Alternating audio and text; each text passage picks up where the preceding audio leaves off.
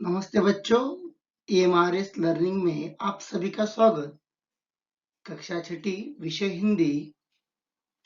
आज हम सर्वनाम के बारे में जानकारी लेंगे।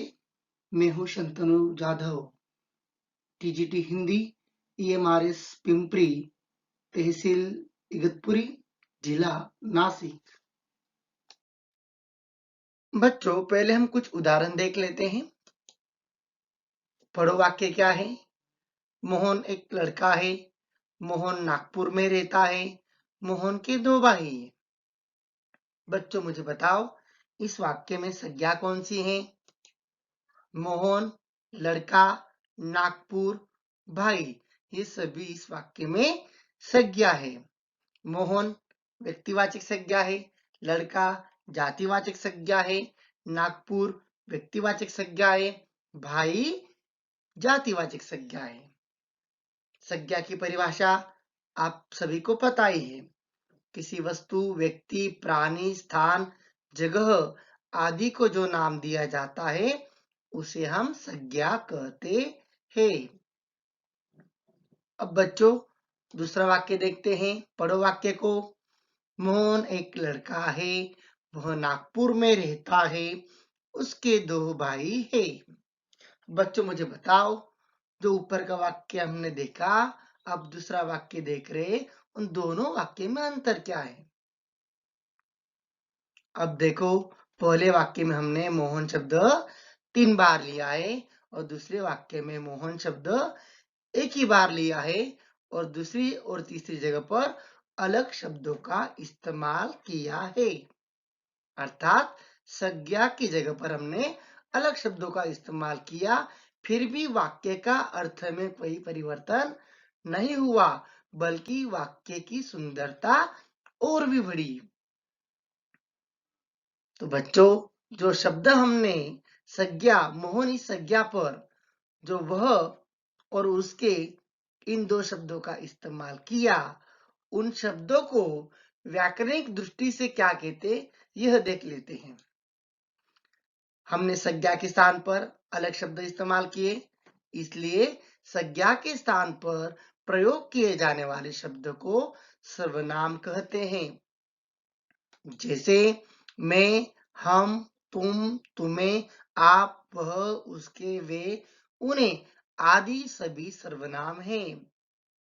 जैसे हमने ऊपर के वाक्य में वह और उसके इन 2 सर्वनामों का प्रयोग किया संज्ञा के स्थान पर।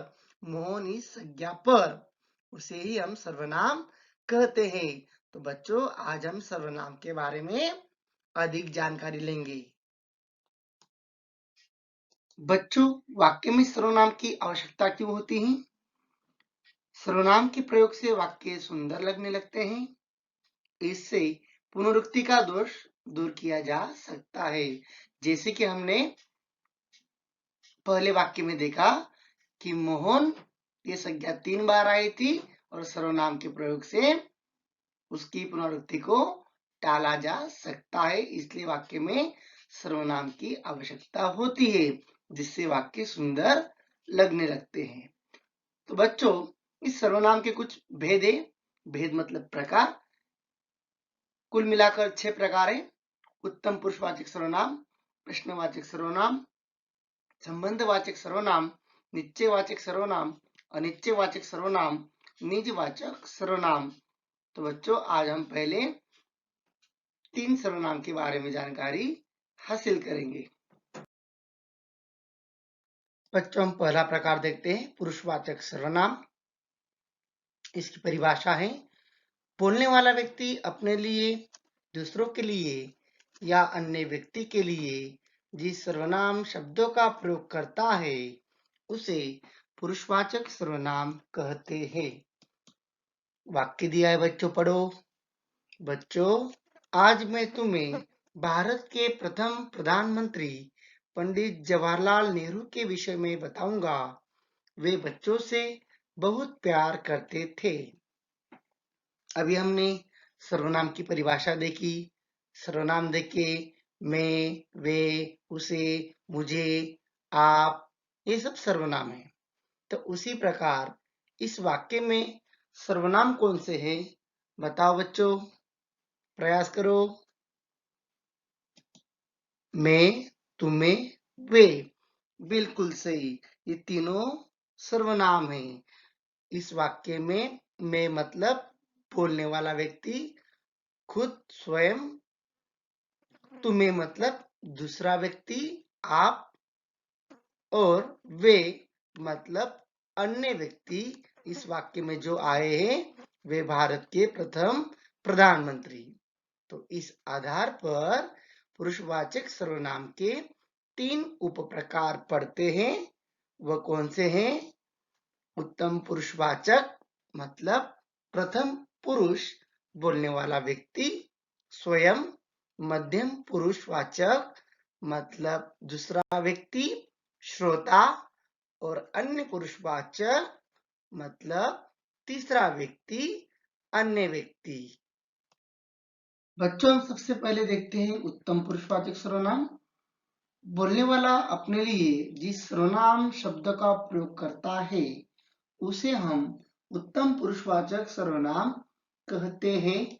जैसे मैं, मेरा, मुझको, हम, हमारा, हमको आदि। बच्चों, आपको जो चित्र दिख रहा है उस चित्र को देखकर वाक्य बनाओ। मैं पेड़ पर चढ़ सकता हूँ, मुझे पेड़ पर चढ़ना है।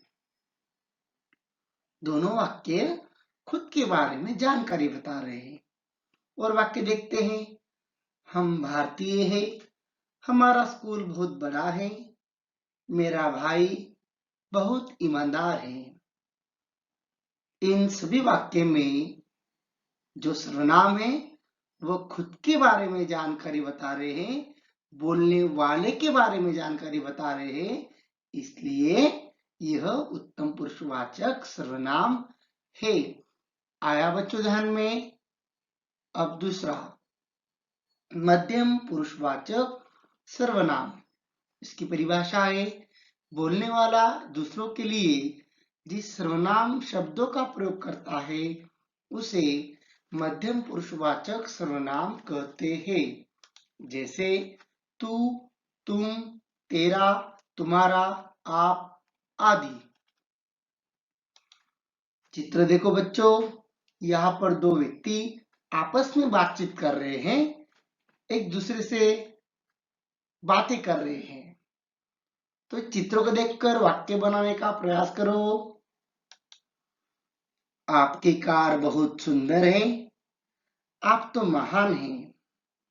तुम्हारा बड़ा भाई यहाँ आया था, तुम कहाँ गए थे? आदि वाक्य में दूसरे के बारे में जानकारी मिल रही है।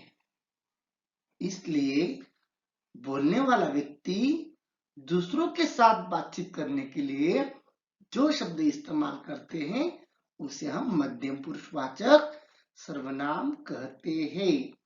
आया बच्चों ध्यान में? अगला उप प्रकार अन्य पुरुषवाचक सर्वनाम।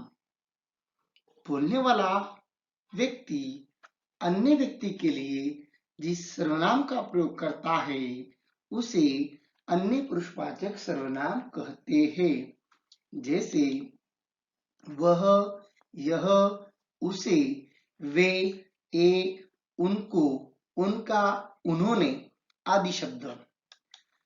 अब यहाँ पर चित्र देखो बच्चों, यहाँ भी दो व्यक्ति किसी अन्य व्यक्ति के बारे में बातचीत कर रहे हैं। आप करो प्रयास वाक्य तैयार करने का। उनका घर बहुत बड़ा है। उनका घर मतलब तीसरे व्यक्ति का घर है वो। उसे दिल्ली जाना था। वे निधि से मिलने आए थे। वह सदा हंसता रहता है। वह ईमानदार लड़का है। वहां पर बगीचा है। आदि वाक्य अन्य व्यक्ति के बारे में जानकारी बता रहे हैं, इसलिए ये सभी अन्य पुरुषवाचक सर्वनाम कहलाते हैं। आया बच्चों ध्यान में? बच्चों, दूसरा प्रकार है प्रश्नवाचक सर्वनाम।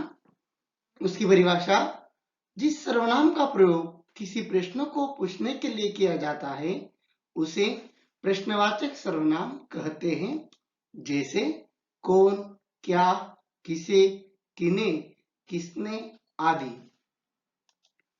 बच्चों, आपको एक चित्र दिख रहा है। इस चित्र में दो आदमी एक दूसरे से सवाल जवाब कर रहे हैं। देखते हैं कौन से सवाल कर रहे हैं। क्या कर रहे हो? बाजार किसे भेजोगे? आप कहां से आए? आपको यहाँ किसने भेजा? तुम किन्हें मिलना चाहते हो? आदि प्रकार के सवाल तैयार हो सकते हैं। अर्थात कौन, क्या, किसे, किने, किसने, इन शब्दों से प्रश्न पूछे जाते हैं, इसलिए ये सभी शब्द प्रश्नवाचक सर्वनाम कहलाते हैं। आया बच्चों ध्यान में? अब अगला संबंधवाचक सर्वनाम। जो सर्वनाम शब्द किसी संज्ञा या सर्वनाम का दूसरी संज्ञा या सर्वनाम से संबंध स्थापित करते हैं उसे संबंधवाचक सर्वनाम कहते हैं। जैसे जिसकी, उसकी, जैसी, वैसी, जो, सो, जहां, वहां, जो, वह, उतना, जितना आदि। चित्र देखो, किसका चित्र है? भैंस और एक आदमी के हाथ में लाठी है। चित्र को देखकर कौन सा वाक्य तैयार होगा बच्चों? बताओ, करो प्रयास।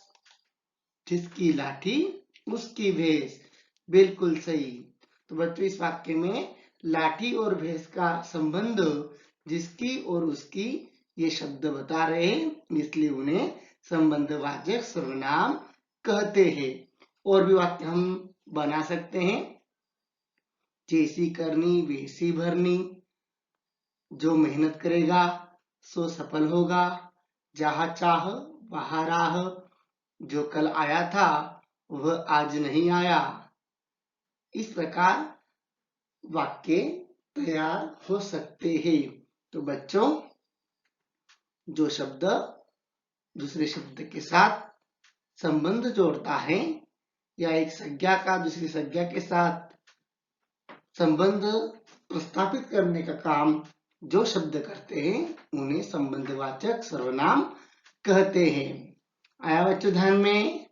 तो आज हमने सर्वनाम की परिभाषा देखी, उनके प्रकार देखे। पुरुषवाचक सर्वनाम, प्रश्नवाचक सर्वनाम, संबंधवाचक सर्वनाम। अगले भाग में हम उर्वरित सर्वनाम के प्रकार देखेंगे। आज जितना देखा उनके ऊपर कुछ प्रश्नाभ्यास ले दे। अब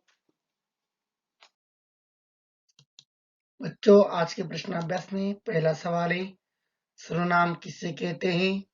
का जवाब है, संज्ञा के बदले में इस्तेमाल किए जाने वाले शब्द को सर्वनाम कहते हैं। दूसरा सवाल है, मुझे किस प्रकार का सर्वनाम है? उत्तम पुरुषवाचक सर्वनाम। तीसरा सवाल, संबंधवाचक सर्वनाम के दो उदाहरण बताओ। जैसी करनी वैसी भरनी, जहां चाह वहां राह। अगला सवाल, आप इस सर्वनाम शब्द का वाक्य में प्रयोग करो। उसका जवाब है, आप बड़े ईमानदार आदमी हो। बच्चों, आपके लिए भी कुछ गृह कार्य दिया है, उसे पूरा करने का प्रयास करो। पुरुषवाचक और प्रश्नवाचक सर्वनाम के 5-5 उदाहरण लिखिए। संबंधवाचक सर्वनाम किसे कहते हैं और उनके 5 उदाहरण लिखिए। धन्यवाद।